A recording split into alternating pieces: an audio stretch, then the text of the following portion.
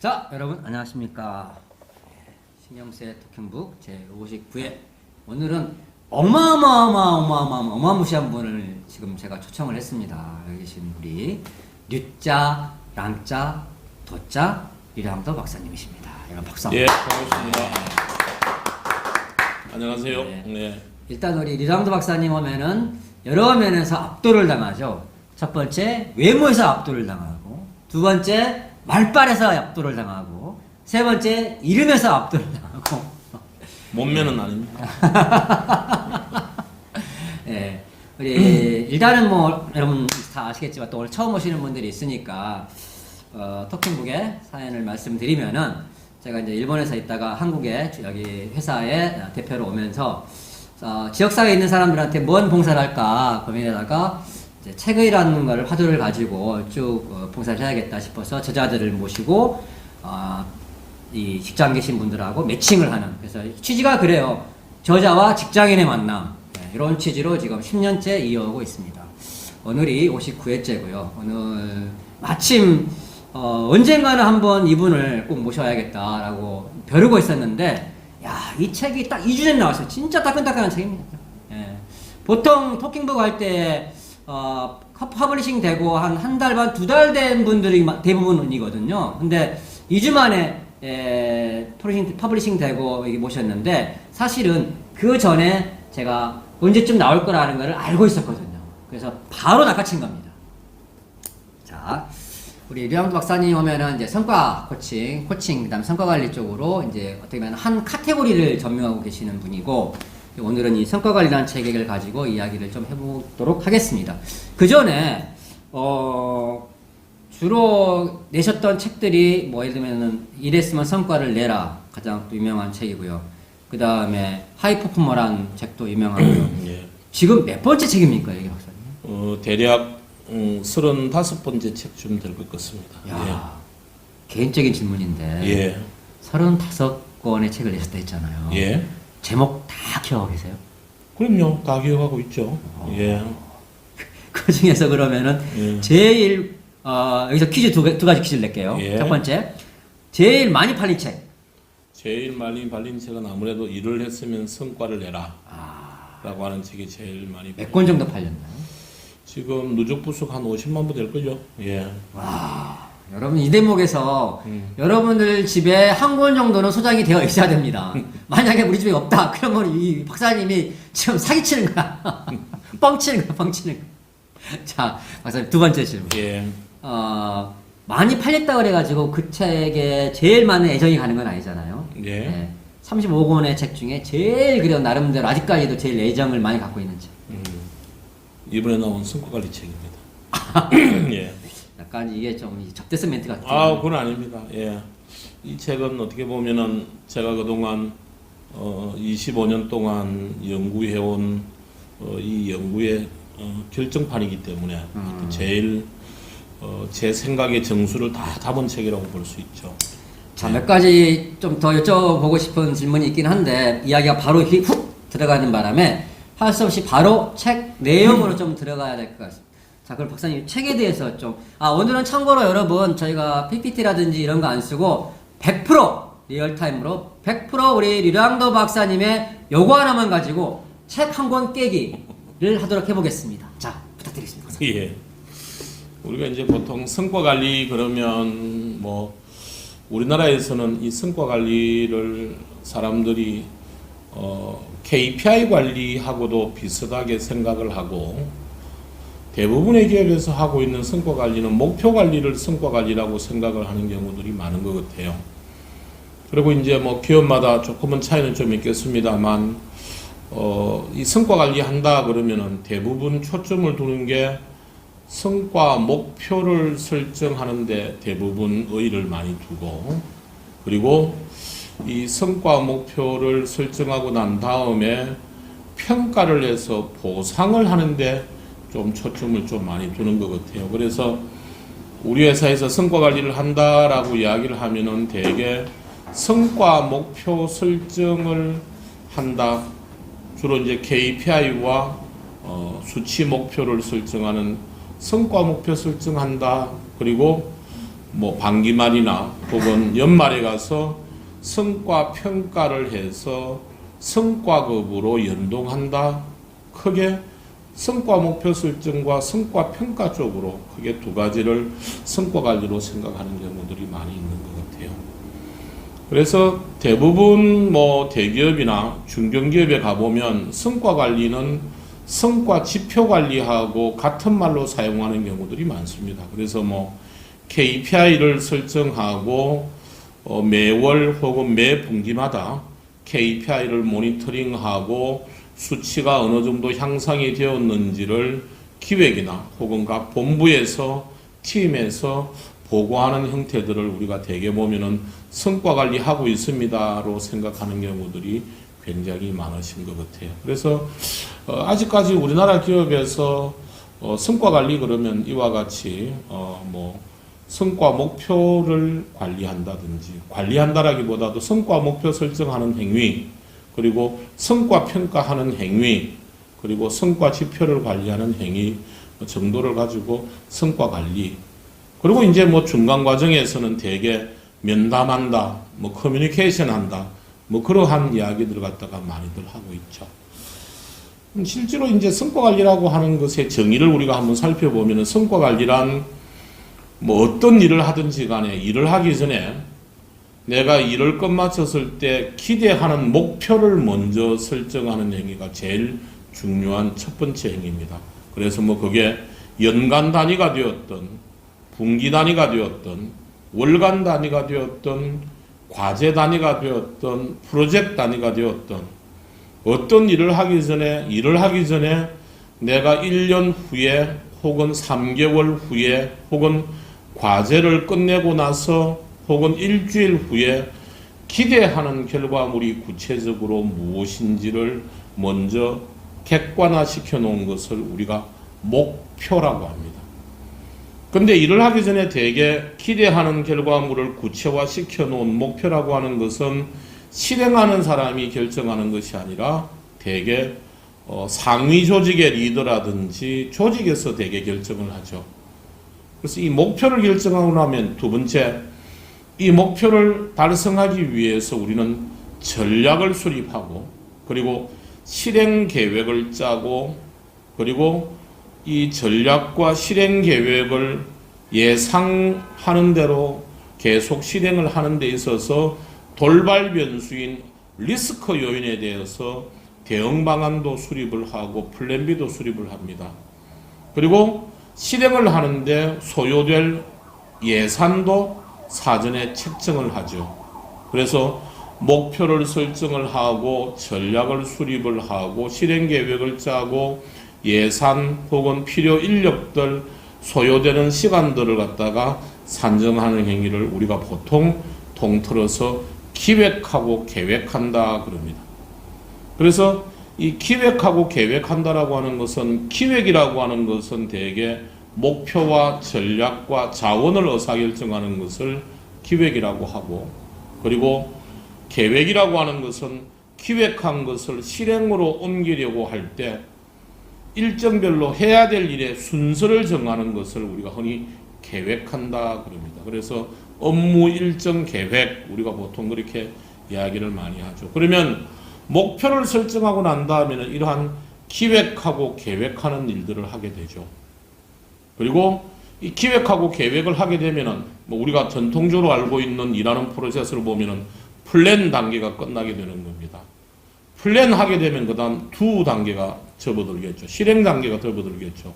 그래서 성과 관리라고 하는 것은 내가 일을 하기 전에 기대하는 결과물의 기준을 수요자가 원하는 기준대로 목표로 설정을 해두고 이 목표를 달성하기 위한 기획과 계획 행위를 한 다음에 실행으로 옮기게 되죠. 실행으로 옮길 때 우리가 가장 많이 하는 행위가 두 가지 단계입니다. 하나가 캐스케이딩 단계입니다. 캐스케이딩이라고 하는 것은 전체 목표를 기간별 목표로 세분화하는 것을 캐스케이딩 한다 그러죠. 그래서 연간 목표를 분기 목표로, 분기 목표를 월간 목표로, 월간 목표를 주간 목표로, 주간 목표를 일일 목표로 잘게 목표를 나누는 행위를 우리가 흔히 캐스케이딩 그러죠. 그래서 캐스케이드 그러면은 되게 폭포라고 하는 뜻인데, 캐스케이딩 그러면 폭포가 위에서 아래로 떨어지듯이 이런 뜻입니다. 그래서 실행을 할 때는 전체 목표를 잘게 나누는 것이 상당히 중요합니다. 그리고 실행을 할 때 두 번째 중요한 게 협업하는 게 굉장히 중요합니다. 그래서 혼자서 다 할 수가 없으니 이 협업에는 두 가지 종류의 협업이 있습니다. 하나는 수직적 협업이 있고 하나는 수평적인 협업이 있는데, 이 수직적인 협업은 대개 실행하는 사람의 입장에서는 상위 조직의 리더가 수직적 협업의 대상이죠. 그래서 대개 뭐 팀장 같으면 본부장, 팀원 같으면 팀장에게 월간 단위나 주간 단위나 과제 단위로 이 과제를 수행을 해서 달성하고자 하는 목표를 구체화하고 전략을 수립을 하고 나서 팀장이나 본부장에게 내가 수립한 목표와 전략이 제대로 됐는지를 검증받는 행위를 우리가 흔히 코칭이라고 하는데, 수직적 협업에서 가장 중요한 게 하위 실무자 혹은 하위 조직의 리더 입장에서는 상위 조직의 리더한테 코칭을 받는 행위가 굉장히 중요합니다. 항상 하위 조직에 있는 혹은 실무자들은 숲 속의 나무의 위치에 있고, 상위 조직은 항상 숲의 위치에 있기 때문에 나무의 위치에 있는 실무자들이 보지 못하는, 생각하지 못하는 사각에 있는 부분들이 분명히 있죠. 그 부분을 상위 조직에 있는 리더들이 코칭 행위를 통해서 짚어주면 하위 조직의 성과 관리를 제대로 할 수 있도록 도와주게 되는 겁니다. 그리고 이제 수평적인 협업이라고 하는 게 우리가 흔히 알고 있는 협업이죠. 자신의 성과를 창출하는데 자신이 가지지 못한 능력과 역량을 다른 사람에게 도움받는 행위를 자신의 성과 창출을 위해서 우리가 수평적 협업 그러죠. 그래서 동료 간에, 즉 한 부서 간에 있는 사람들한테 동료들끼리의 협업, 그리고 타 부서에 있는 사람 혹은 외부에 있는 협력업체한테 협업, 뭐 이런 식으로 이제 수평적 협업이 보통 전개가 되게 되는 거죠. 그래서 일을 하기 전에 내가 목표를 설정을 해서 이 목표를 달성했을 때 우리는 흔히 성과를 냈다라고 이야기를 하는데, 이 성과를 내기 위해서는 플랜 단계에서는 기획을 하고 계획을 해야 되고, 실행 단계에서는 캐스케이딩을 하고 협업을 잘해야 됩니다. 그리고 반복적 성과를 창출을 하기 위해서는 실행을 하고 난 다음에는 반드시 성과 평가를 해야 됩니다. 그것도 스스로. 그래서 애초에 나에게 일을 시킨 혹은 상위 조직의 리더에게 부여받은 목표 대비해서 실제 결과물인 성과와 비교 분석을 해서 차이가 나는 원인이 뭔지, 그리고 그 원인을 개선하기 위한 개선 과제, 그리고 차이가 났으면 이 차이가 나는 부분들을 또한 메워야 되니까 만회 대책을 어떻게 언제까지 실행할 것인가에 대한 만회 대책까지 수립을 해야 되는 거죠. 그걸 이 개선 과제를 도출하고 만회 대책을 수립하는 행위들을 우리가 통상 피드백을 한다 그럽니다. 그래서 대개 일이 끝나고 나면은 이제 평가 단계에서 주로 우리가 하는 단계가 성과 평가하고 피드백하는 단계죠. 그럼 성과를 관리한다라고 하는 의미의 성과 관리라고 하는 것은 일을 하기 전에 목표를 세워두고 그 목표를 달성하기 위한 기획과 계획을 하고 난 다음 실행 단계에서 캐스케이딩과 그리고 협업이라고 하는 행위를 통해서 정해진 기간 내에 사전에 약속된 목표를 달성을 하는 행위를 우리가 흔히 퍼포먼스 매니지먼트, 성과 관리 그렇게 이야기를 하는 거죠. 이 성과 관리라고 하는 것은 물론 뭐 일을 하기 전에 목표를 제대로 세우는 게 굉장히 중요합니다만, 목표를 세우는 것보다도 훨씬 더 중요한 것은 이 목표를 달성을 하는 것들이 굉장히 중요합니다. 그래서 이 목표를 달성하기 위해서는 전략을 잘 수립을 해야 되고, 그리고 이 전략을 실행으로 옮기기 위해서는 기간별로 목표를 세분화해서 캐스케이딩을 해서 정해진 기간 내에 목표를 달성을 하게 하는 게 굉장히 중요한 행위라고 볼 수가 있는 것이죠. 그래서 성과 관리 그러면 이 성과 관리를 다른 말로 표현을 하면은 성과 관리는 고객 만족 관리라고도 할 수 있습니다.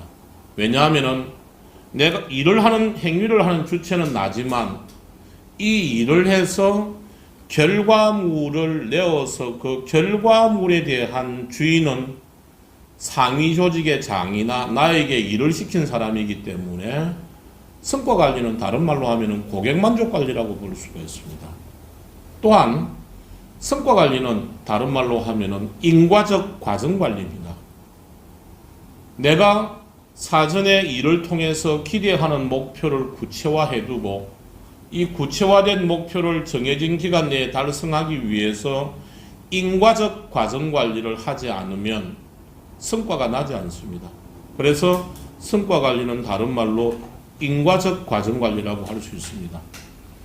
또한 성과 관리는 다른 말로 전략적 자원 관리입니다. 내가 원하는 성과를 창출하기 위해서는 이 성과를 내는데 한정된 자원, 즉 인원, 예산, 시간을 성과가 나는 행위에 우선적으로 배분을 해야 되기 때문에 성과 관리는 전략적 자원 관리라고 할 수 있습니다. 리소스 매니지먼트죠. 그래서 많은 분들이 성과 관리 그러면은 KPI 혹은 수치 목표 관리 혹은 수치 평가, KPI 평가 이렇게들 생각을 많이 하시는데 성과 관리라고 하는 것은 그 이면을 보면은 성과 관리란 고객 만족 관리다 혹은 성과 관리란 인과적 과정 관리다. 그래서 막연한 과정이 중요한 것이 아니라 인과적 과정이 굉장히 중요하죠. 그리고 한정된 자원을 성과가 나는 행위 혹은 성과가 나는 과제에 어떻게 인력과 예산을 배분할 것인가를 고민하는 행위를 우리가 흔히 성과 관리라고 할 수 있는 것이죠. 우리나라에서 진행되고 있는 교육 행위나 혹은 기업에서 자행되고 있는 성과 관리라고 이름 붙여 있는 모든 것들에는 이러한 고객 만족 관리라든지 혹은 인과적 과정 관리라고 한다든지 혹은 전략적 자원 관리라고 하는 뜻은 배제가 된 채 대부분 다 책임져야 될 KPI의 수치 목표 정도를 정해두고 그걸 일정 기간 내에 달성을 했느냐 안 했느냐를 평가하는 행위를 대개 성과 관리라고 하기 때문에 실제로 단언컨대 우리나라 기업 중에서 제대로 된 고객 만족 관리나 혹은 인과적 과정 관리나 전략적 자원 관리 관점에서의 성과 관리를 하고 있는 기업은 없습니다. 제가 없다고 이야기를 하면은 많은 기업의 CEO들께서 실망도 많이 하고 그래도 우리는 성과 관리 하고 있다 그러는데 제가 볼 때는 대부분 다 성과 지표 관리 정도를 하고 있는 거죠. 그래서 회사 단위의 KPI와 수치 목표, 주로 매출액이나 영업이익이 되겠죠.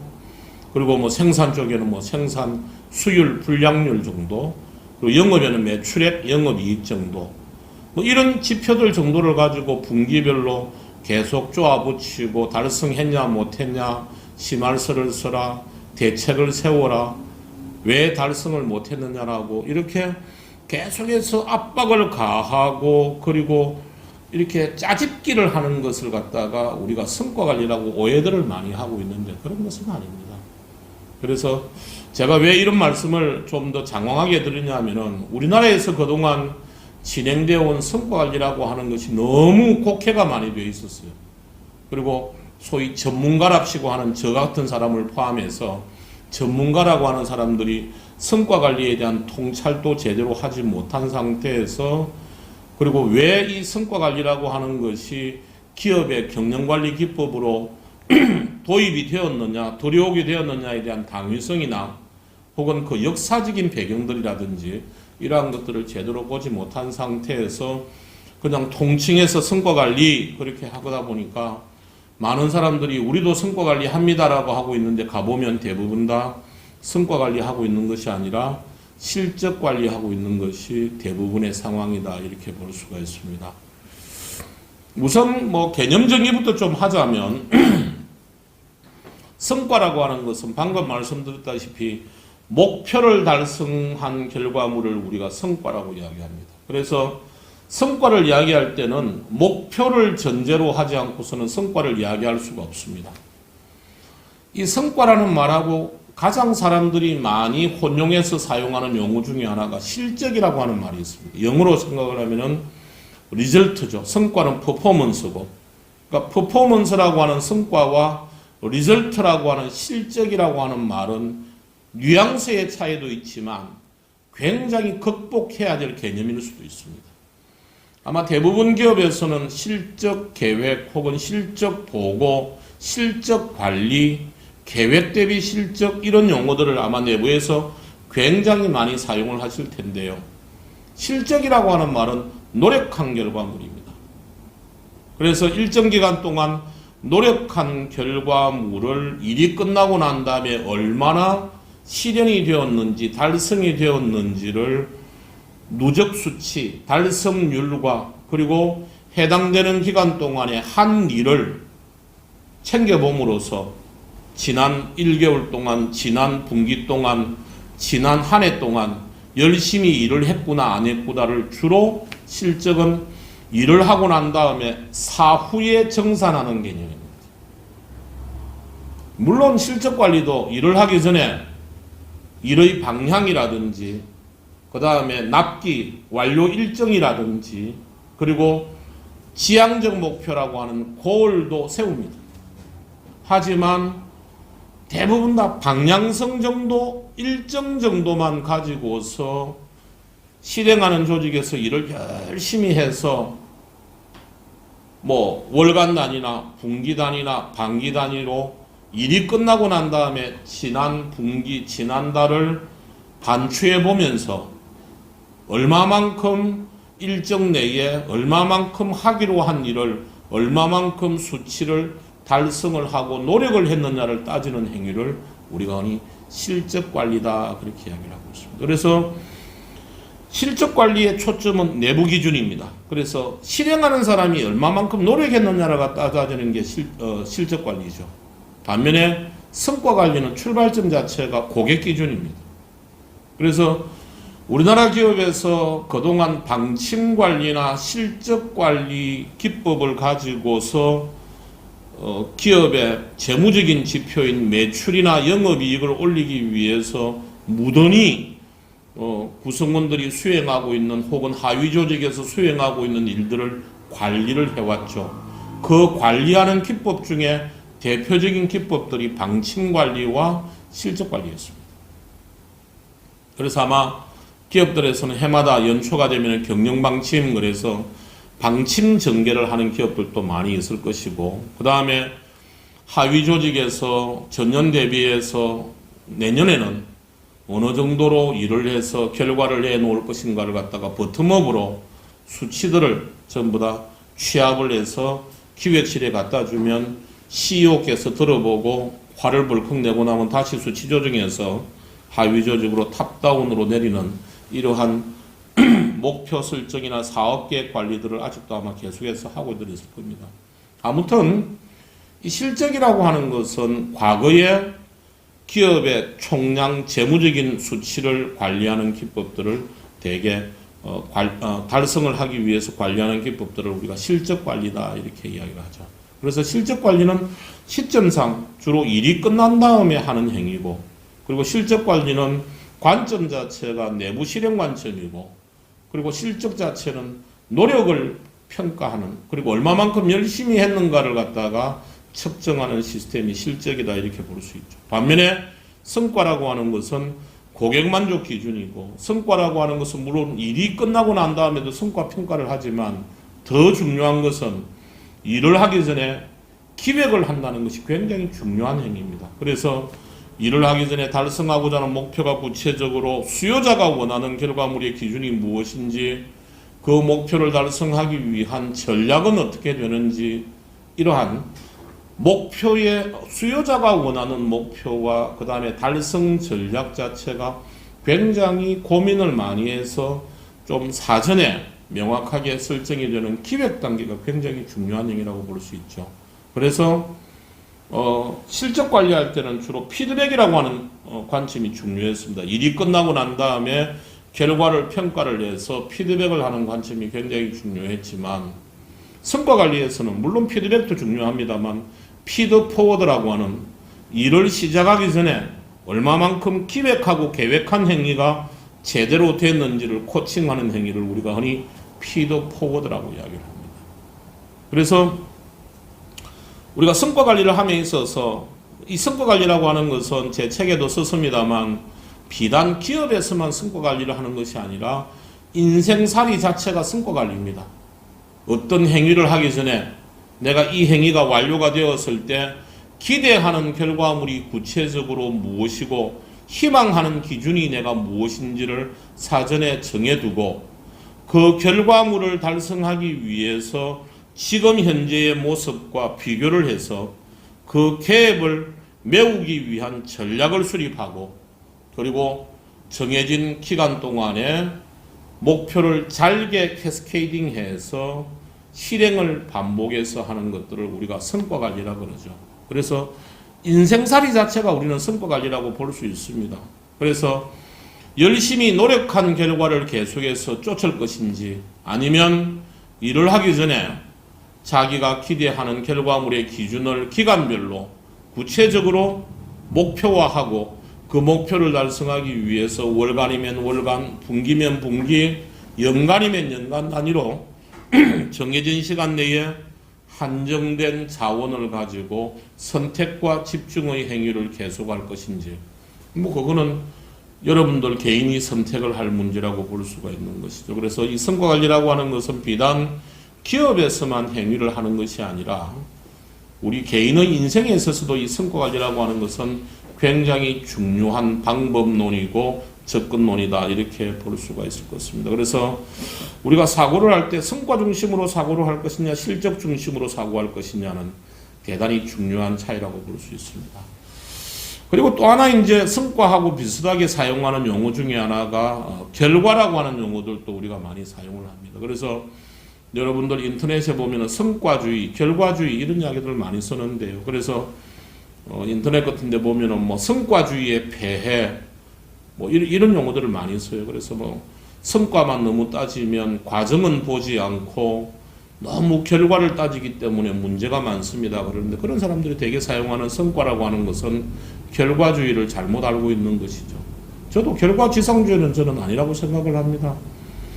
결과는 자연스럽게 도출이 되는 것이지 결과 자체를 가지고 시비를 거는 것이 아니라 그러한 내가 원하는 결과가 나올 수밖에 없도록 과정을 매니지먼트하는 게 중요한 것이죠. 그래서 성과를 관리할 때는 이 과정 자체를 인과적 과정 관리라고 하는 게 굉장히 중요합니다.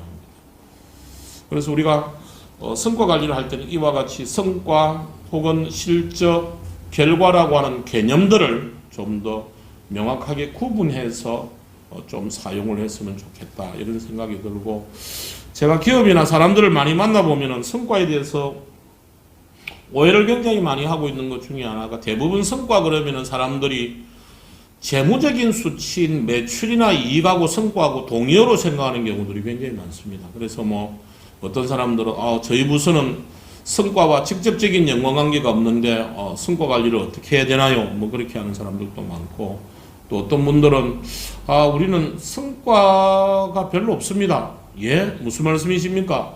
라고 물어보면 이 성과라는 말하고 업적, 공적이라는 말하고도 동의어로 생각하는 경우들이 굉장히 많습니다. 그래서 지난 1년 동안 자네 부서의 성과를 한번 이야기를 해봐.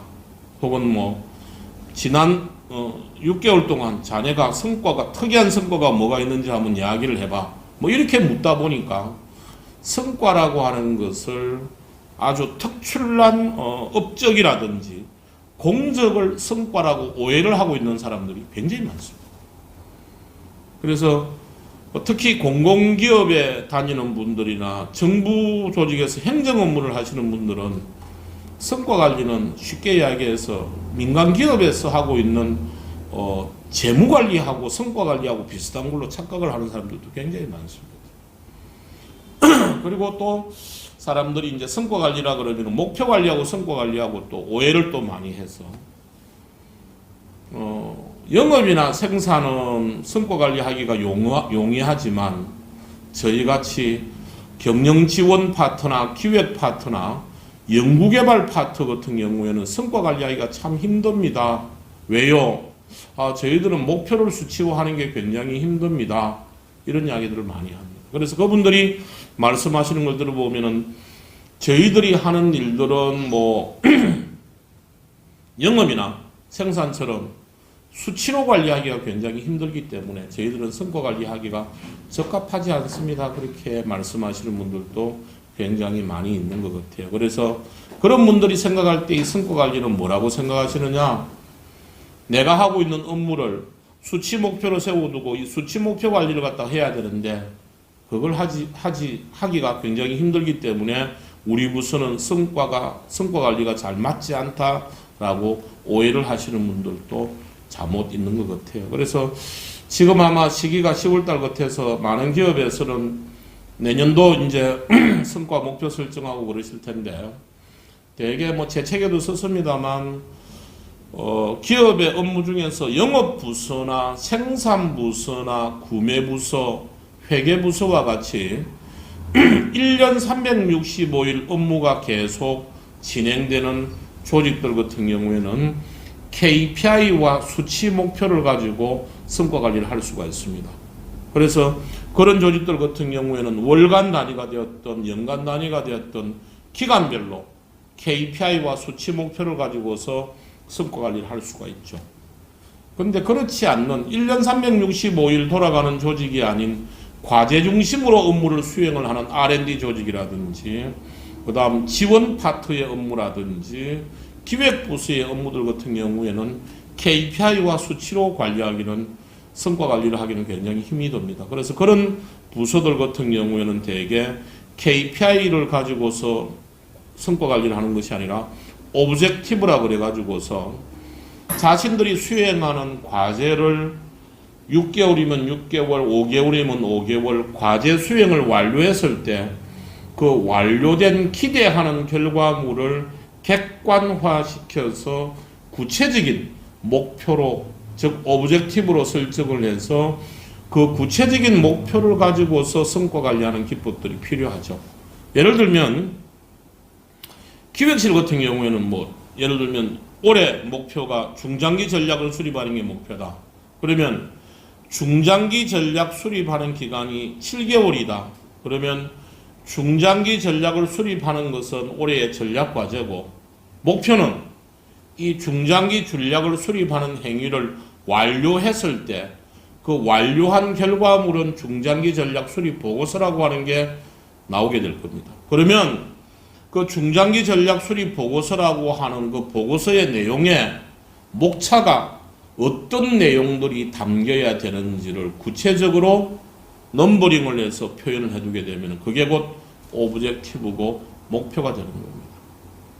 그래서 이 스텝 조직이라든지 R&D 조직 같은 경우에도 특히 뭐 예를 들어 R&D 조직 같은 경우에 신제품을 갖다가 연구를 한다. 근데 신제품을 개발을 하는 게 2년 반이 걸린다. 그러면 최종 결과물은 2년 반이 걸려서 나오지만 올해 연말까지는 공정률 한 30% 정도의 연구개발 활동을 한다. 그러면 최종 2년 반 후에 최종 결과물 대비해서 올 연말까지의 과정 결과물을 구체적으로 어떤 모습으로 결과물이 나와야 되는지를 오브젝티브의 형태로 표현을 해주게 되면은 그게 곧 목표가 되는 것이죠. 그래서 많은 조직에서 성과 관리를 해야 된다 그러면은 목표를 세우고 성과 관리해야 된다에 대해서는 다 동의합니다. 근데 이 목표를 설정할 때는 무조건 하고 KPI와 수치 목표만 가지고서 할 것이 아니라 그렇지 않는 조직인 경우에는 오브젝티브 기법을 활용을 해서 목표 관리를 하는 방법들이 필요하다 이렇게 볼 수가 있습니다. 제가 방금 말씀드릴 때 이제 목표를 고얼이라고 하는 지향적 목표하고 오브젝티브라고 하는 상태적 목표를 두 가지를 제가 말씀을 드렸는데요. 대개 이제 뭐 책에도 제가 썼습니다만 목표 관리 그러면은 우리가 대부분 다 MBO라는 말을 많이 씁니다. Management by Objectives 이렇게 많이 쓰죠. 목표에 의한 관리 이런 뜻입니다. 물론 피터 드러커가 MBO라고 하는 말을 썼을 때는 그런 의미는 아니었었습니다. 책을 잘 읽어보시면. 근데 우리가 보통 목표 설정한다 그러면은 영어로 골 세팅이라는 말을 참 많이 씁니다. 그래서 목표라고 하는 말을 사용할 때도 영어로는 goal이라고 하는 말을 많이 사용을 하세요. 근데 이 goal은 지향적 목표라고 이야기를 합니다. 지향적 목표라고 하는 것은 이런 거죠. 내년도 목표가 얼마입니까? 예, 전년 대비 매출액 30% 향상하는 게 목표입니다. 혹은 올해 매출액을 70억을 했는데 내년도에 매출을 100억을 하는 게 목표입니다.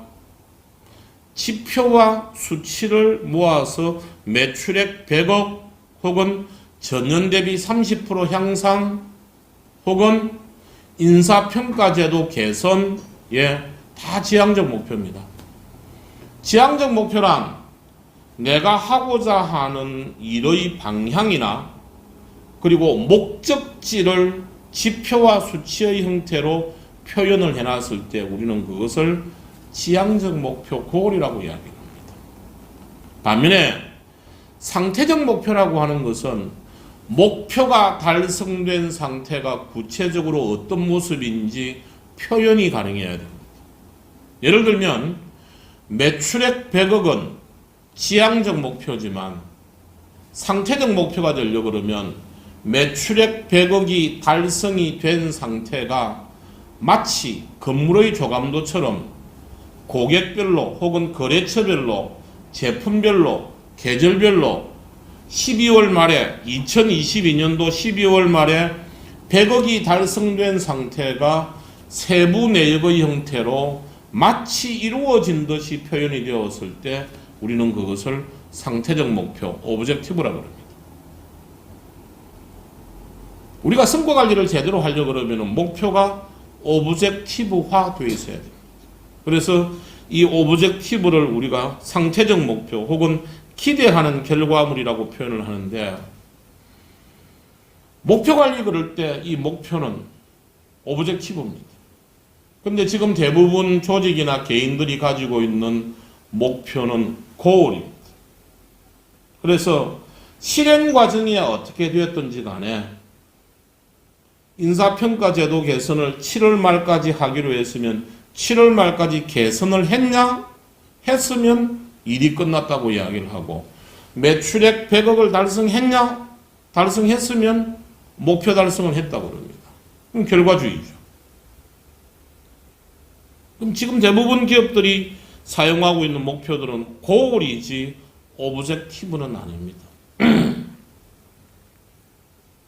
goal이라고 하는 것은 말 그대로 어떤 일을 해서 도달하고자 하는 지향점을 표현해 놓은 것을 보통 goal이라고 이야기를 하죠. 그래서 우리가 목표가 갖춰야 될 3대 조건을 이야기를 해보라 그러면 세 가지가 있습니다. 첫째, 목표란 일정, 즉 끝나야 될 일정이 납기가 분명해야 된다. 일정. 두 번째, 목표란 수준이 명확해야 됩니다. 어느 정도 레벨로 달성을 해야 되느냐. 세 번째, 목표란 가장 중요한 게 달성된 상태가 구체화되어 있어야 됩니다. 그래서 우리가 목표를 갖다가 볼 때 이게 목표냐라고 물었을 때 그 목표가 가지고 갖춰야 될 조건 중에 세 가지는 언제까지 끝나기로 되어 있냐, 레벨은 어느 정도 레벨이냐, 그리고 달성된 상태가 어느 정도 수준이냐가 세 가지가 명확하게 있어야지만이 그것을 우리가 목표라고 이야기를 하죠. 이 목표라고 하는 것은, 오브젝티브라고 하는 것은 내가 일을 해서 결과물이 구체적으로 이러이러한 결과물이 되었으면 좋겠습니다를 명사의 형태로 표현해 놓은 것을 우리가 오브젝티브라고 이야기를 합니다. 그래서 성과를 관리하기 위해서는, 즉 일을 해서 일정 기간 내에 기대하는 결과물을 이루어내기 위해서는 가장 중요한 첫 번째 요건이 기대하는 결과물을 오브젝티브, 상태적 목표로 구체적으로 표현할 수 있느냐가 굉장히 중요합니다. 이 상태적 목표를 표현하는 것은 기술이 좀 필요합니다. 기술은 두 가지가 필요한데요. 하나는 내가 하고자 하는 과제의 현황 파악을 제대로 하지 못하면 상태적 목표를 표현할 수가 없습니다. 두 번째는 현황 파악을 했다고 하더라도 이 현황 파악을 통해서 현재 상태, as is를 분석을 해서 3개월 후에 혹은 과제 수행이 완료가 되었을 때 혹은 프로젝트가 끝이 났을 때 기대하는 결과물의 기준이 수요자가 원하는 기준이 되어야 됩니다.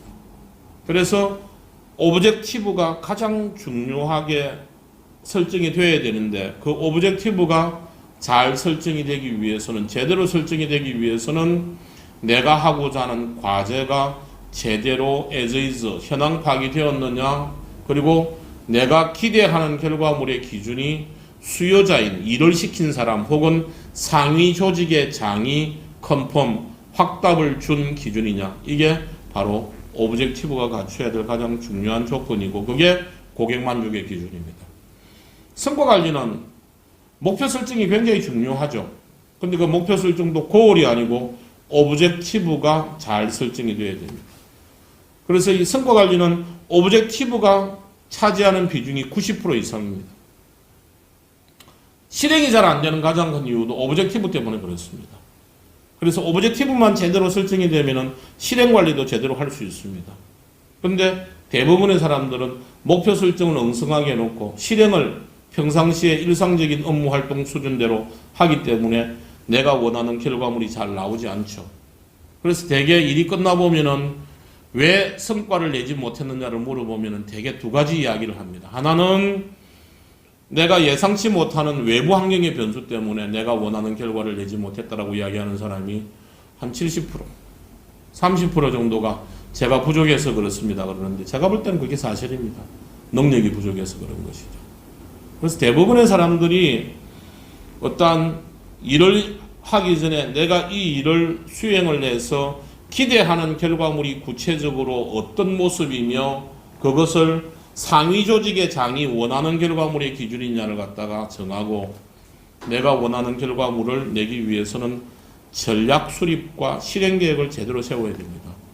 그래서 정해진 기간 내에 결과물을 갖다가 이루어내는 것이 굉장히 중요하죠. 이 사이클, 즉 플랜 2C 사이클을 제대로 선순환하는 것을 우리가 퍼포먼스 매니지먼트 한다 그럽니다. 근데 이제 플랜 2C 사이클이 너무 진부하고 오랫동안 우리가 기업 현장에서 이야기가 되어오다 보니까 사람들이 특별하고 새로운 것이라고 생각을 하지 않아서 이번에 이 성과관리 책에서 저는 플랜 과정을 프리뷰라고 표현을 했고 프리뷰는 미리 본다 이런 뜻입니다. 그리고 플랜 2 중에서 실행 단계를 갖다가 이 causal execution 그래서 인과적 실행이라고 하는 표현을 사용을 했습니다. 그리고 마지막 CN 피드백이라고 하는 과정을 너무 진부한 표현이라서 리뷰 이렇게 표현을 했습니다. 그래서 이 성과 관리의 핵심은 프리뷰와 인과적 실행, causal execution과 그리고 리뷰 이 세 단계로 이루어졌다고 볼 수가 있죠. 근데 이 책을 여러분들이 읽으실 때는 물론 2부가 3부로 총 구성이 되어 있습니다. 그래서 1부가 성과관리의 본질 그렇게 명명이 되어 있고 2부가 성과관리 5단계 프로세서 그래서 핵심 과제를 어떻게 도출하느냐 그 다음에 성과 목표를 어떻게 설정하느냐 성과 목표 달성 전략을 어떻게 수립하느냐 그리고 성과 목표를 어떻게 실행하느냐 그리고 마지막 5번째 단계가 성과 평가와 피드백해서 총 5가지 단계로 넣어서 성과관리 5단계 프로세서 이렇게 해서 2부를 구성을 했고 이게 메인은 맞습니다. 근데 이 책을 여러분들께서 보실 때는 반드시 1부를 여러분들이 읽으시고 많은 생각을 좀 해봐 주시길 바랍니다. 아까 제가 초두에 말씀드린 성과관리는 고객만족 관리다. 성과관리는 인과적 과정관리다. 성과관리는 전략적 자원관리다라고 하는 것을 왜 제가 말씀을 드렸는지에 대한 이유를 여러분들이 잘 보시라는 거죠. 이것은 제 주장이 아니라 우리나라 기업의 흐름이 그렇다는 이야기입니다. 지금 우리나라 기업들은 이 조직관리, 사람관리 방법들 자체가 지금까지 대부분의 기업들은 상사 중심의 근태관리 방식입니다. 상사 중심의 근태관리 방식이라고 하는 것은 비슷한 업무 분장을 가지고 같은 시간대에 같은 장소에 출근해서 하루 혹은 일주일, 한 달 동안 해당 조직이 업무 관리를 해서 결과물을 내는 관리자들이 중간관리자라고 합니다. 대개 파트장, 팀장, 본부장과 같은 이러한 중간관리자가 있어서 이 사람들이 이 업무들을 부서내로 잘 수행을 했는지를 주간 업무회의라든지 월간 실적관리라든지 분기별 전략회의를 통해서 사장이나 임원들이 팀장들을 불러서 보고를 받고 하는 행위들을 갖다가 우리가 흔히 관리행위라고 그러죠. 이게 이 상사 중심의 근태관리 방식이라고 하는 겁니다. 이 상사 중심의 근태관리 방식으로 업무를 수행을 할 때 조직에서 가장 많이 사용하는 방법들이 뭐냐 그러면은 지시하고 업무를 지시하고 보고를 받아서 상사가 수정 보완해서 다시 재작업을 시키고 그리고 다시 업무를 주면은 하위 실행자들이 그걸 받아서 완료를 해서 다시 결과물을 보고하면 그 결과물을 팀장이나 중간관리자가 상위 조직 관리자한테 보고를 하고 컨펌을 받아내면은 그 일이 종결이 되고 다시 업무가 진행이 되고 하는 이러한 상사 중심의 근태관리 방식으로 업무를 쭉 진행해 왔죠. 이게 우리나라의 전통적인 대기업, 중소기업 할 것 없이 조직관리, 사람관리 방법이었습니다. 그래서 상사 중심의 근태관리 방식에서는 가장 중요한 게 두 가지가 업무 분장하고 그리고 상사라고 하는 중간관리자가 굉장히 중요했죠. 그러다가 대개 90년대 말 2000년대 초 인터넷이 이제 기업 내에 등장할 때 그리고 2010년대쯤 되어서 SNS가 막 발효를 할 때 그리고 2017년 18년 주 52시간 정책 그리고 2019년도에 2020년도에 코로나 사태 그리고 2010년도 이후에 기업 내부의 실무자들의 밀레니얼 Z 세대들의 영입 이러한 기업 내부의 혹은 정책 혹은 IT 기술의 발달로 인해서 기업들은 더 이상 예전과 같은 상사 중심의 근태관리 방식으로 조직관리나 사람관리를 갖다가 할 수 없겠다라고 하는 판단을 해서 많은 기업들은 이제는 상사가 중심이 아니라 실무자 중심의 어떠한 이 R&R 관리, 역할과 책임 관리 방식으로 조직 관리나 사람 관리를 해야 되겠다라고 하는 판단에 이르게 됩니다. 그러면서 여태까지는 중간 관리자들인 팀장이나 임원들이 주간 단위로, 월간 단위로, 일일 단위로 아래 사람들이 수행해야 되는 업무를 지시하고 보고받고 하는 이런 행위들이 굉장히 중요했는데 이제는 연간 단위 혹은 반기 단위, 분기 단위, 월간 단위로 각 조직별로 개인별로 자신이 해야 될 과제와 책임져야 될 결과물을 사전에 합의하고 실행하는 과정에 대해서는 권한위임을 통해서 과감하게 위임을 하고 결과물에 대해서는 본인이 책임지고 리포트를 하는 시스템으로 바뀌게 됩니다. 그러면서 기업들이 이제는 더 이상 업무 분장이라고 하는 것보다는 기간별 R&R이라고 하는 게 굉장히 중요하겠다. 그래서 예전에는 주로 조직마다 업무 분장이 굉장히 중요했는데 이제는 기간별 R&R 개념들이 굉장히 중요하죠. 아시겠지만 R 할 때 그 역할, 과제라고 하는 것은 업무라고 하는 직무 분석상의 직무 개념하고는 좀 다르죠. 그래서 우리가 직무 분석을 하게 되면 직무, 태스크, 액티비티 3단계로 나누는데 업무 분장은 주로 잡 단위입니다. 하지만 R&R 부분에서는 잡이라기보다는 태스크 단위가 되는 거죠. 그래서 R&R이라고 하는 부분이 굉장히 중요하게 됩니다. 조직 자체의 이러한 이 조직관리, 사람관리 방식 자체가 상사 중심의 이 근태관리 방식에서 실무자 중심의 R&R 관리 방식으로 바뀔 수밖에 없는 필연적 환경이 계속 다가오니까 기업에서는 일하는 방식도 예전처럼 사후 실적 관리 방식에서 어떤 사전 성과 관리 방식으로 바꿔야 되겠다. 혹은 내부 중심의 실적 관리에서 고객 중심의 성과 관리 방식으로 바꿔야 되겠다라고 하는 판단을 갖다가 하게 된 것이죠. 그러면서 등장하게 된 게 바로 이 성과 관리 방식이다. 그러면 지난 90년대 후반에 우리나라의 BSC 혹은 KPI 관리가 많은 기업에서 도입이 되고, 그 다음에 뭐 최근에는 OKR 기법이라든지 여러 가지 기법들이 도입이 되면서도 왜 그러면 기업의 정착을 잘 못하느냐? 여러분들이 잘 아시겠지만은 이 성과 관리라고 하는 것이 제대로 정착을 하기 위한 가장 중요한 조건이 바로, 예를 들면 개인들한테 성과에 대한 책임을 묻기 위해서는 가장 중요한 전제 조건이, 첫 번째가 기간 단위가 되었던, 과제 단위가 되었던, 프로젝트 단위가 되었던 성과에 대한 책임을 묻고 싶으면 내가 책임져야 될 성과에 대한 기준이 무엇인지가 사전에 목표 형태로 합의가 되어야 됩니다.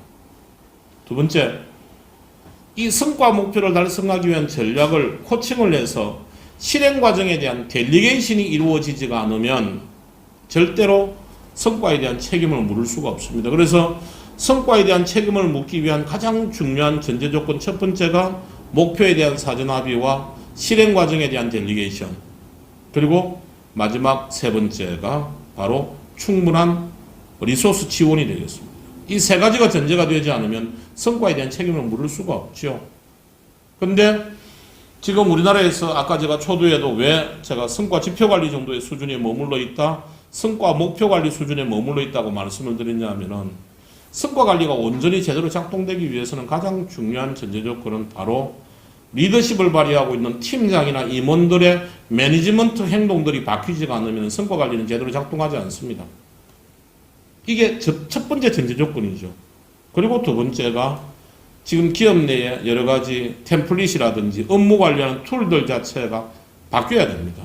근데 이게 안 바뀐 상태에서 계속 지금 기업에서는 수치 목표 달성을 했느냐 안 했느냐를 가지고서 성과 관리를 하고 있느냐 안 하고 있느냐, 혹은 성과가 좋으냐 나쁘냐를 갖다 따지는 형태이기 때문에 사실은 성과 관리가 제대로 이루어진다 이렇게는 볼 수는 없다고 저는 생각을 합니다. 그래서 기업들이 성과 관리가 제대로 되기 위해서는 눈에 보이지 않는 전제 조건 중에 핵심적인 첫 번째가 리더들이, 즉 상사가 아니라 리더 역할을 해야 되는 것이죠.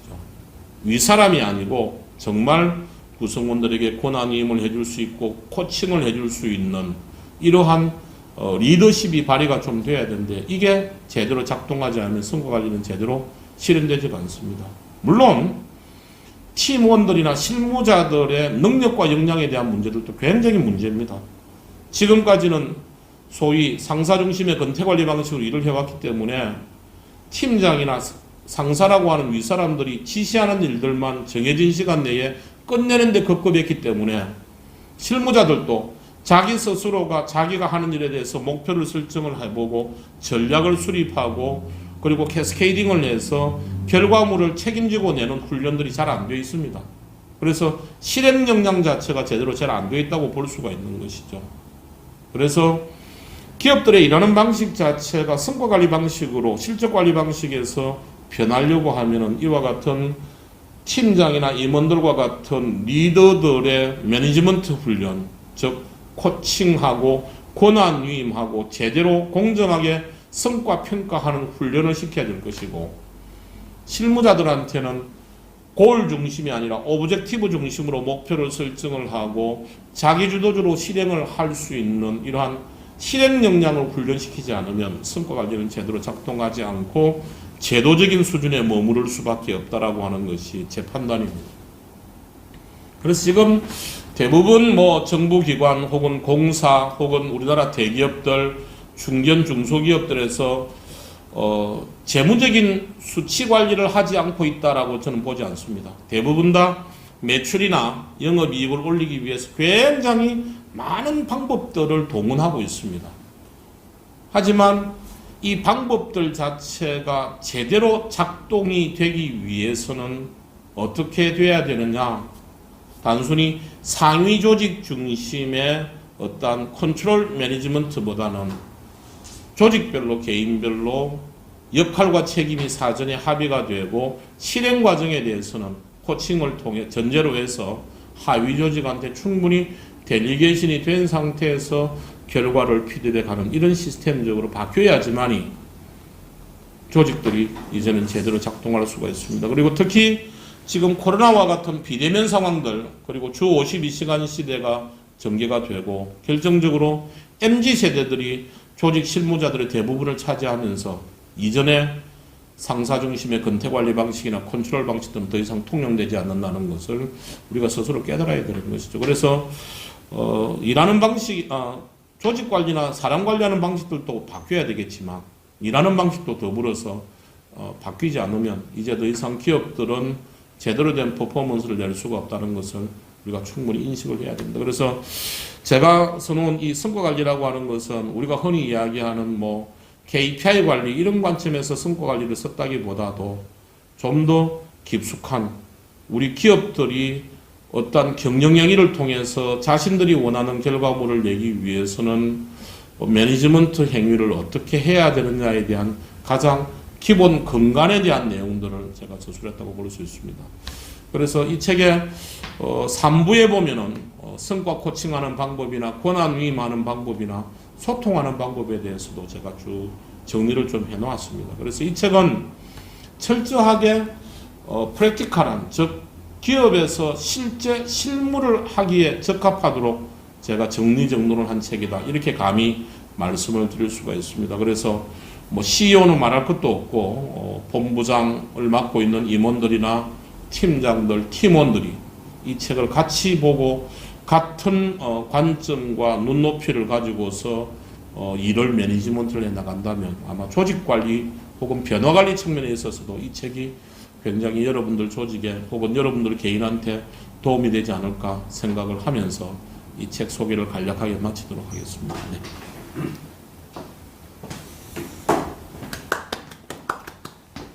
잘 들었습니다, 박사님. 자, 앞에서 강의를 듣고 있었고요.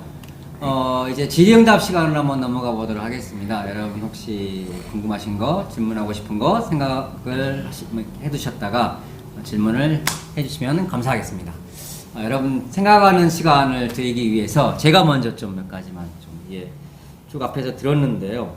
앞에 크게 이제 3단계로 구성되어 있다고 했잖아요. 첫 번째가 프리리뷰라고 하셨나요? 프리뷰. 프리뷰. 예. 그 다음에 두 번째가 코절 엑스큐션 실행 예. 단계. 세 번째가 이제 리뷰 단계. 예. 어떻게 보면은 박사님도 말씀하셨지만은 플랜도 C의 다른 용어들을 예. 하는데 박사님의 색깔을 입혀가지고 만든 걸로 이해를 하겠습니다. 세 단계 중에 제일 중요한 단계는 어디일까요? 제가 볼 때 제일 중요한 단계는 프리뷰 단계죠. 프리뷰. 예. 이유는요? 이유는 뭐든지 간에 기준을 제대로 정하지 않으면 실행이 될 수가 없기 때문에 이 기준을 제대로 정하는 게 가장 중요하죠. 예. 그리고 왜 이제 이런 성과 관리를 해야 되는 회사들, 물론 이제 모든 기업들이 다 하면은 좋기는 예. 좋겠지만은 소위 말해서 이제 그런 용어를 저희가 그런 말을 많이 하잖아요. 우스갯소리로 이 직원이 몇 명 숫자가 몇 명 안 되는 조직은 뒷모습만 봐도 다 아는데 구태여 뭔가 제도를 만들고 시스템을 만들 필요가 있느냐. 예. 가장 이게 효과성을 발휘하는 조직 단위는 어느 정도 규모에서 효과성을 제일 퍼포먼스가 잘 날까요? 이런 예, 저는 뭐 개인 혼자서도 퍼포먼스 관리를 해야 된다고 생각합니다. 그러니까 이제 우리가 퍼포먼스 매니지먼트라고 했을 때에 이제 우리 신 대표님이 말씀하신 것처럼 많은 사람들이 적정 단위, 중소기업을 위한 성과 관리, 대기업을 위한 네. 성과 관리 혹은 공공기관을 위한 성과 관리 이런 말씀들을 많이들 하시는데 이 말씀들의 이제 이 전제 조건 자체가 제도적 관점 혹은 IT 시스템이나 혹은 프로세스를 갖다가 염두에 두고 이제 대부분 생각들을 많이 하시는데 성과 관리는 사실은 개인 혼자 있어도 성과 관리를 해야 됩니다. 그래서 아까 제가 성과 관리는 고객 만족 관리라고 그랬는데 개인의 입장에서 고객은 미래입니다. 그리고 이제 실체적 진실을 실체적으로 말씀을 드리자면 예를 들면은 개인 사업을 하시는 분이 오너가 한 명이 있고 그 다음에 일을 도와주는 사람이 한 명이 있으면 이 사람을 성과 관리를 해야 됩니다. 성과 관리를 한다는 이야기는 다른 말로 표현하면은 이 오너 대표가 지시하는 일을 정해진 기간 내에 대표가 원하는 결과물을 가져오게 만드는 행위가 성과 관리입니다. 그래서 나랑 같이 일을 하는 사람이 있어서 역할을 분담을 한다면은 그게 뭐 상하 관계가 되든 수평적 관계든 상관없이 일을 해서 이틀 후에 혹은 하루 후에 내가 원하는 리포트를 가지고 온다든지 뭐든지 결과물을 가져와야 되니까 일을 하고 나서 결과물을 구체적으로 무엇을 가지고 와야 되는지, 그거를 실행하는 사람은 어떤 방법을 통해서 그 결과물을 창출할 것인지를 듣고 코칭해주고, 실행하는 행위는 실행하는 사람한테 맡길 수밖에 없습니다. 이걸 델리게이션이라고 그러는 거죠. 그래서 뭐 그냥 혼자서도 물론 성과 관리를 할 수 있지만 직원이 단 한 명이라도 있으면 성과 관리를 해야 되는 것이죠. 어떤 분들은 이런 질문도 합니다. 아, 박사님 말씀은 참 이해가 가는데요. 현실적으로 참 괴리가 좀 있는 게, 저는 성과 관리를 하고 싶어도 우리 직원이 성과 관리를 할 만한 역량이 안 됩니다. 그런 이야기를 많이 합니다. 그래서 제가 이렇게 묻죠.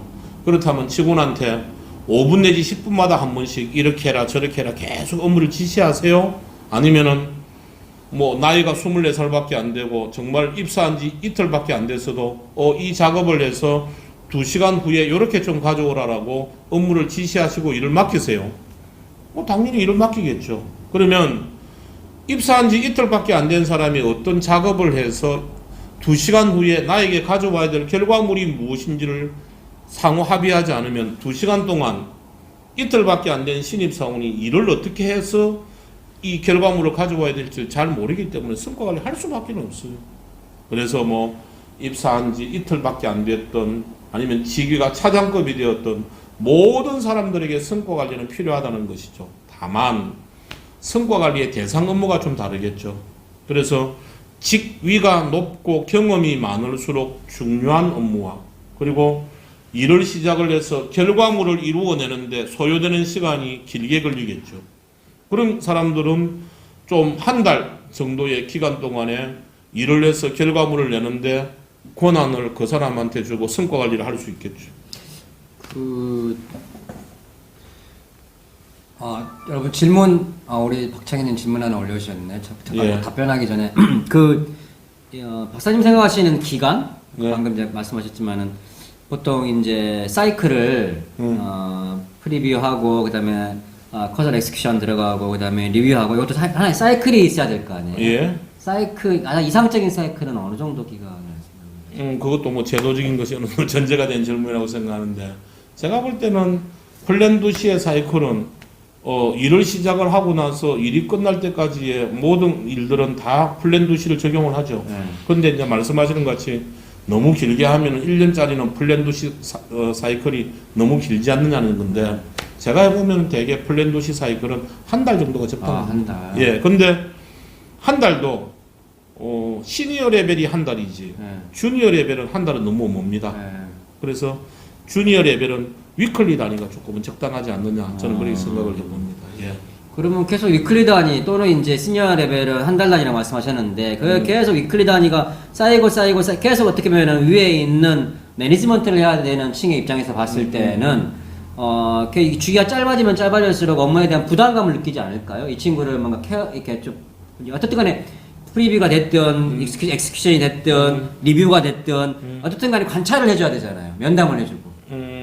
관찰과 면담이라고 하는 것은 대개 사전에 이루어지게 되는데요. 그러니까 사전에 기간별로 월간이 됐든 주간이 됐든 윗사람과 소위 팀장과 팀원 사이에 커뮤니케이션이 되는 것은 아레날이 뭐냐가 우선은 합의가 될 것이고, 그 다음에 책임져야 될 결과물을 위해서 어떠한 실행행위 혹은 실행 전략을 통해서 결과물을 얻을 것이냐에 대해서 이야기가 되겠죠, 기본적으로. 그래서 대개 실질적으로는 개인별로 계속 된다고 생각을 할 수 있겠지만, 실제로 해보게 되면은 팀별로 월말, 그러니까 한 25일에서 30일 정도 사이에 이번 달에 리뷰 행위가 워크샵으로 팀원이 한 8명 된다. 그러면 8명이서 같이 공동 워크샵을 통해서 어느 정도 정리가 되고요. 그 다음에 다음 달에 해야 될 과제와 목표들은 워크샵을 통해서 개인별로 다 할당이 됩니다. 그러면 개인별로 이 목표를 달성하기 위한 오브젝티브와 달성 전략을 수립을 해서 모이겠죠.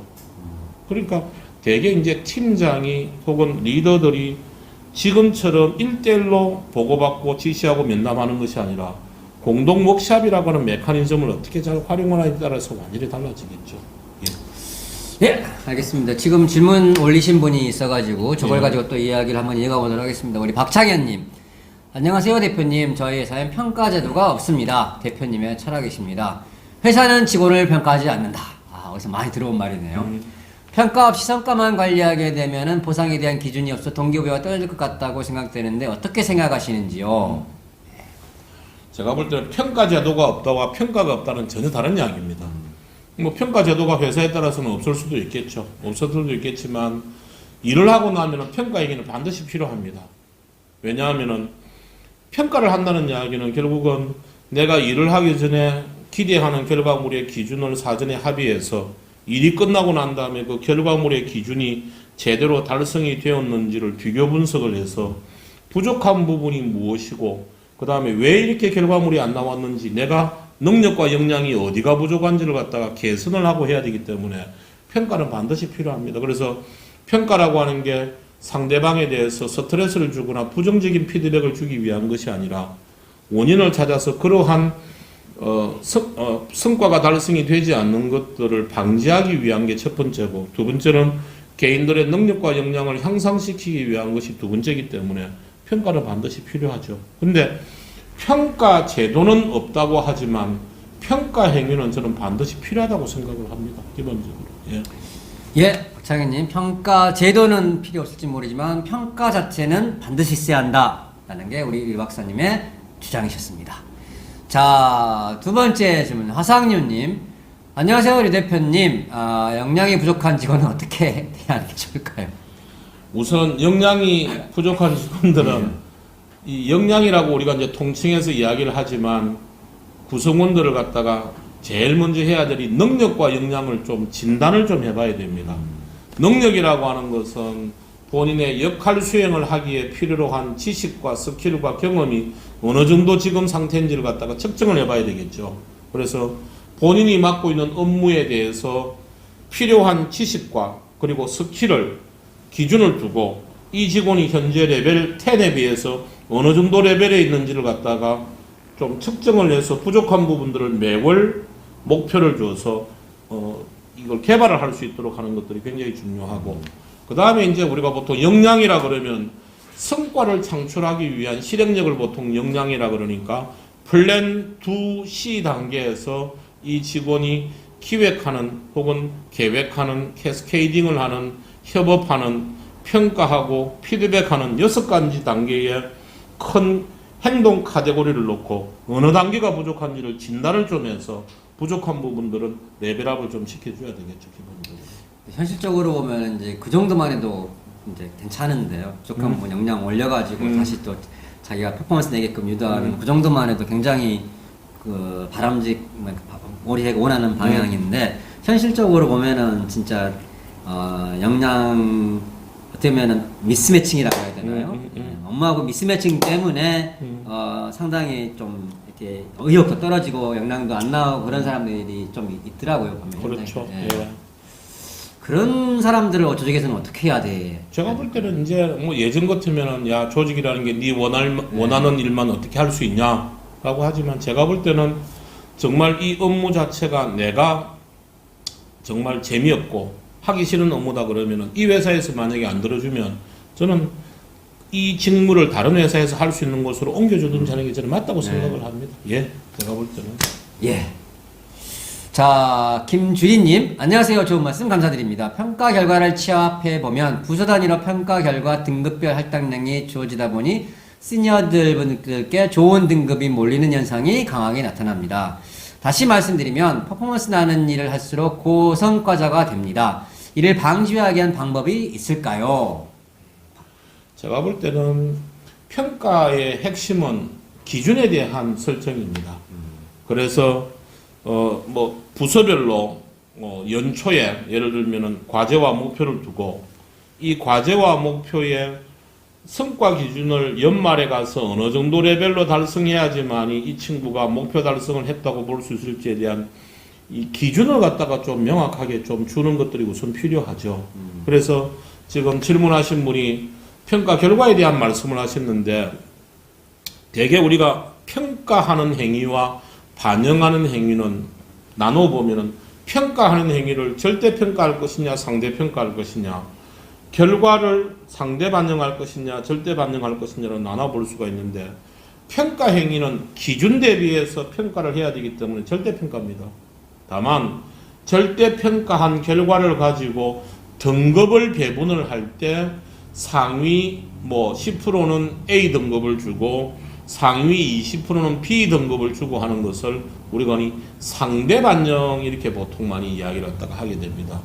그거는 제가 볼 때는 뭐 시니어 레벨에 있는 사람들한테는 보통 중요한 업무에 연봉이 이미 높기 때문에 중요한 업무에 목표 수준도 높게 주게 되겠죠. 이를테면 이상적으로 이야기를 하자면. 그래서 기준을 줄 때 이미 본인이 받고 있는 연봉 대비해서 성과에 대한 기준을 어느 정도로 책임을 져야 되느냐가 이미 사전에 합의가 되고 시작할 거기 때문에 기준 설정이 제대로 되면은 제가 볼 때는 그거는 큰 문제는 저 문제는 저거 같은 기준 설정 말씀하셨지만 하셔서 예. 말씀드리는 건데 이게 시니어 레벨의 일종의 하이 퍼포먼스가 나올 수밖에 없는 업무 그 잡을 일부러 어떻게 보면 그 시니어 멤버의 배려 차원에서 준다 뭐 그런 뉘앙스로 지금 비춰지는 그렇기 때문에 제가 볼 때는 목표를 설정을 네. 할 때 아까도 말씀을 드렸지만 팀원들이 뭐 차장급도 있고 과장급도 있고 대리급도 있고 사원급들이 있으면 예를 들면 그 팀의 인원이 7명이다.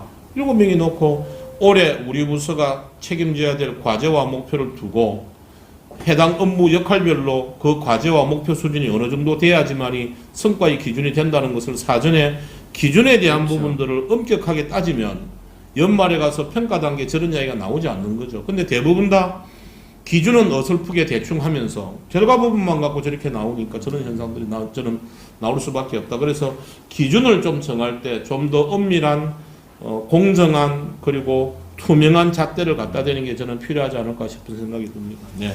예, 자 김정민님 성과 관리는 보상과의 연계가 필수입니다. 긍정적 피드백과 부정적 피드백이 있는데 보다 효율적인 보상 시스템은 어떻게 연결시킬 수 있을까요? 밑에 같이 연결된 질문입니다. 바람직한 보상과의 연결고리를 만드는 실무적 방법을 알려주세요. 예. 제가 볼 때는 보상에 대한 문제네요. 예, 이 성과 관리라고 하는 것은 당연히 보상하고 연계가 되는 게 제가 볼 때는 가장 필수적이죠. 그래서 우리가 보통 성과를 보통 이제 목표를 주지 않습니까? 목표 달성을 한 것은 자기의 연봉값을 한 것입니다. 그래서 이 목표 달성을 하고 나면은 연봉을 값을 한 거기 때문에 그거에 대해서 또 추가적으로 더 준다. 그거는 말이 안 되죠. 그래서 우리가 대개 보상을 할 때는 두 가지 방법의 보상이 있습니다. 하나는 목표 자체가 너무 어려워서 목표 달성을 이 어려운 목표를 달성했을 때 피드백 달성을 하고 났을 때 동기부여 시켜주는 것을 우리가 흔히 성과급 그러죠. 기업에서 보통 PI라고 이야기를 많이 합니다. 장려금이라고 이야기를 많이 하고 그 다음에 이익이 나타났을 때 그 이익을 기여한 사람들에게 나누어 주는 것을 우리가 PI라고 그러죠.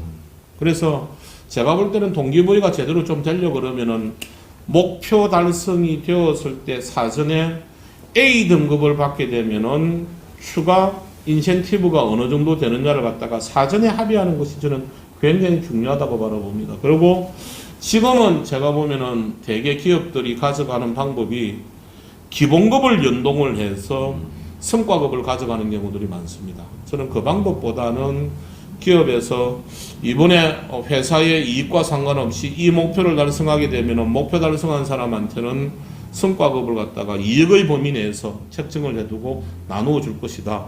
그러면은 직위가 낮고 기본급이 낮은 사람들도 자기의 성과에 대해서는 많은 피드백을 받을 수 있는 이런 시스템 쪽으로 저는 가는 것이 바람직하지 않겠는가 그런 생각이 있습니다. 예.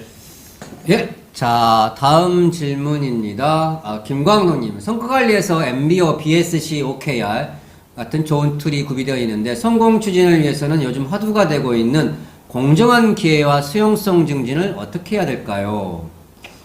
공정한 기회, 수용성 증진. 제가 볼 때는 뭐 MBO다, BSC다, OKR이다 뭐 여러 가지 것들이 많이 있지만 제가 볼 때 저 제도들의 대부분의 모습은 두 가지입니다. 하나는 목표 설정을 어떻게 할 것인가. 그 다음에 또 하나는 평가를 어떻게 할 것인가. 저기에 전부 다 초점이 다 맞춰져 있습니다. 기본적으로. 그래서 그러한 성과 관리에서 어떤 툴을 사용을 하든지 간에 성공적인 추진을 하기 위해서는 가장 중요한 것은 해당 조직이나 개인별로 목표 설정을 갖다가 아까 제가 말씀드렸던 대로 오브젝티브의 형태로 하는 것들이 굉장히 중요하고요. 그 다음에 두 번째는 그 목표를 달성하기 위한 월간 단위나 주간 단위와 같이 실행 과정을 얼마만큼 제대로 하느냐가 굉장히 중요합니다. 근데 대부분의 조직에서는 이 실행 과정에 대한 관심은 별로 없고 목표 설정하는 데만 전부 다 초점이 맞춰져 있어요. 그리고 그 목표도 대부분 다 고을 형태지 오브젝티브의 형태가 아닙니다. 기본적으로. 그래서 뭐 시스템적으로 다 입력을 하게 되어 있지만 제가 볼 때는 과제나 일정 혹은 KPI 이 정도 수준 정도만 되어 있고 또 구체적화되어 있는 기업들이 보면 액션 플랜 그래갖고 아주 이상하게 그냥 본인이 업무 실행 계획 정도만 적어 놓으면 위 사람들이 보고서 피드백을 해가지고 시스템을 닫아버리는 이런 경우들이 많이 있는데 제가 볼 때는 제일 중요한 것은 목표를 설정하는 과정에서 오브젝티브의 형태 자체가 얼마만큼 리더와 실무자들 혹은 상위 조직의 장과 하위 조직의 실무자들이 모여서 충분한 토론을 통해서 수용하면서 자신의 역할과 책임에 대한 기준을 갖다가 부여받느냐 하는 것들이 저는 굉장히 중요하다고 봅니다. 그래서 지금 김광록님께서 질문하신 내용들이 공정성이나 그 다음에 수용성 이런 부분들을 갖다가 염두에 두고 말씀하시는 것 같은데 우리가 흔히 공정성과 수용성이라고 하는 관점에서 놓고 본다면은 핵심적인 내용들이 뭐냐면은 일방적으로 주어지는 것이 아니라 충분한 토론과 그리고 조직의 상황들을 갖다가 다 오픈시켜 놓고 우리 조직에서 올해 내년도에 달성해야 될 목표가 뭐고 과제와 목표 핵심이 뭐고 그 다음에 각자 역할 부분에서 목표가 이만큼 높다 낮다 이 목표를 달성했을 때 어떻게 해야 된다를 충분히 팀장과 팀원들이 토론을 통해서 그래서 과제와 역할을 자네한테 이렇게 줄 수밖에 없다라고 하는 이 절차적 공정성에 대한 부분들을 갖다가 분명하게 좀 지킨다고 한다면 저 부분들은 제가 볼 때 충분히 수용될 수가 있습니다. 근데 지금은 대부분 다 저렇게 하지 않고 각자 자기가 내년도에 해야 될 거 1차적으로 한번 설정해봐 이렇게 해서 버텀업 방식으로 하게 됩니다. 그리고 팀장이 시스템 열어가지고서 그걸 갖고서 그냥 케이스 바이 케이스로 하게 되는 거죠. 그래서 전체를 보지 않고 나무만 보게 되는 그런 부분들은 제가 볼 때는 굉장히 문제가 많죠. 그래서 가장 중요한 것은 뭐냐 지금 김광록님 말씀하신 대로 공정성이나 수용성을 높이기 위해서는 제가 볼 때는 미들업 다운 방식이 중요합니다. 그래서 회사나 상위 조직에서 해당 팀이나 해당 본부에 어떠한 목표를 부여했고 그 목표를 달성하기 위해서 우리 조직에서 해야 될 과제와 목표는 무엇을 해야 되는지를 갖다가 같이 워크숍을 통해서 도출을 하고 이 과제와 목표 중에서 각자가 책임지고 또 맡아야 될 역할과 책임이 무엇이고 또 나누어서 맡아야 될 게 무엇이고를 같이 이야기를 하다 보면 수용성은 같이 있을 수밖에 없죠. 근데 이런 절차를 거치지 않는 상태에서 그냥 개인별로 자기 업무와 관련돼서 너 내년도에 목표 뭐 할지 한번 세워봐. 내가 봐줄게. 내가 컨펌하면 통과야. 이런 방식하고는 안 됩니다. 기본적으로. 그래서 회사 전체의 목표, 우리 팀의 목표 중에서 개인별 과제와 목표가 왜 이렇게 될 수밖에 없는지에 대한 절차들을 충분히 공감하게 하는 게 저는 중요하다고 생각합니다. 네, 시간이 거의 된 듯해서 마지막 질문이 정동현님 마지막 있는 저 질문을 오늘 토킹북의 마지막 질문하고 대충 마감할까 합니다. 정동현님, 이러한 성과 관리를 실행하기 위해 어떤 조직 문화를 바람직할까요? 제가 볼 때는 조직 문화의 핵심은 리더한테 있다고 생각을 합니다. 그래서 CEO와 임원과 팀장들이 일방적으로 상사 노릇하지 말고 어떠한 일을 하든지 간에 어떠한 과제가 있으면 이 과제 수행을 통해서 달성을 해야 될 목표를 실행하는 사람하고 같이 충분히 토론을 통해서 상호 합의하는 것이 저는 굉장히 중요하다고 생각을 합니다. 그리고 실행하는 과정에 대해서는 실행할 사람들의 생각을 소위 리더라고 하는 사람이 경청을 해주고 자기의 경험을 갖고 일방적으로 매도하는 것이 아니라 목표나 전략이 갖춰야 될 기준 대비해서 얼마만큼 당신의 생각이 목표에 부합하고 전략에 부합하는지를 담담하게 객관적으로 코칭을 해주고 실행 행위에 대해서는 충분히 일정 기간 동안은 실행하는 사람이 주도적으로 실행할 수 있도록 만들어주는 이런 프로세스가 저는 중요하다고 생각합니다. 그래서 굳이 정동현님께서 질문하신 부분뿐만이 아니라 오늘 강의의 전체적인 내용을 제가 말씀을 드린다면 일을 하기 전에 결과물에 대한 사전 합의, 시키는 사람과 실행하는 사람. 두 번째, 실행 전략에 대한 코칭, 그리고 실행 전략에 대한 권한 위임이 저는 굉장히 중요하다고 생각합니다. 이 세 가지가 잘 되면 저는 굉장히 좋은 조직 문화가 만들어질 거라고 생각합니다. 예, 여러분, 대충 마감을 정리를 할까 합니다. 오늘 1시간 반 정도 이어졌는데 오늘은 어떠셨습니까? 59회 신경쇠 토킹북, 오늘은 유량도 박사님을 모시고 성과관리 테마를 가지고 이야기를 해보았습니다. 박사님 오늘 어떠셨는지 마지막 총평 마무리 멘트 듣고 마치도록 하겠습니다. 뭐 여전히 이제 지금 기업에 계신 우리 실무자분들의 고민 사항은 제도적 고민이나 그 다음에 현상의 문제점에 대한 고민들이 저는 굉장히 많았다고 생각을 합니다. 그리고 또 많다고 생각을 합니다.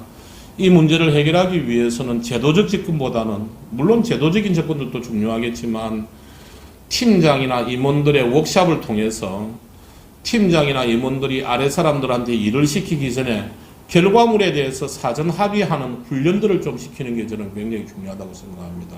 이게 출발점이라고 생각합니다. 그래서 무엇을 언제까지 해와가 아니고 무엇을 언제까지 해서 어떤 결과물을 가져와야 된다를 사전에 합의하는 정도의 문화만 가지고 오더라도 저는 성과 관리는 90% 이상 출발이라고 생각을 합니다. 감사합니다. 네. 자, 여러분 성과관리 책 꼭 한 권씩 사주시기를 부탁의 당부의 말씀을 드리면서 59회 신경쇠 토킹북 이걸로 마감하도록 하겠습니다. 신경쇠 토킹북은 매월 마지막 주 월요일에 개최를 하고 있습니다. 다음 달은 60회 기대를 해주시기 바라면서 오늘 이 시간 이걸로 순서를 마치도록 하겠습니다. 자, 감사합니다. 감사합니다. 네, 수고하셨습니다.